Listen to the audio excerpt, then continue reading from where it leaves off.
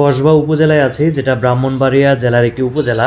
প্রাচীনকালে এটা কিন্তু কৈলাঘর নামে পরিচিত ছিল এবং বাংলাদেশের মুক্তিযুদ্ধের সময় এটা ২ নং সেক্টরের অধীনে ছিল। এটা হচ্ছে কসবা থেকে মূল সড়ক, যেটি কুঠি চৌমুহনীর দিকে গিয়েছে।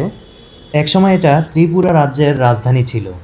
প্রাচীন মসজিদ মন্দিরের জন্য এই শহরটি অনেক বিখ্যাত। সুলতানি আমলে এটি কিন্তু প্রশাসনিক কেন্দ্রবিন্দু ছিল এবং কসবা যে নামটি, এটি মুসলিম বিশ্বে অত্যন্ত প্রচলিত একটি নাম।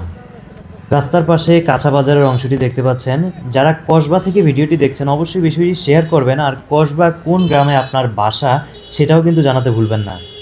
এবং ঘোরাফেরার জন্য, মানে অন্য জেলা থেকে যদি কেউ আসে সেক্ষেত্রে ঘোরার জন্য কসবার কোন স্থানগুলো বিখ্যাত অবশ্যই কমেন্ট করে জানিয়ে যান। কসবার মানুষ কিন্তু অনেক সংগ্রামী, মানে তাদের ঐতিহাসিকভাবে তারা অনেক বিখ্যাত এই সংগ্রাম এবং বিভিন্ন কারণে। আর আরেকটা বিষয় হচ্ছে, এটা হচ্ছে বাজারের অংশটি আপনাদেরকে দেখাচ্ছি। মোটামুটি যথেষ্ট বড় একটি বাজার।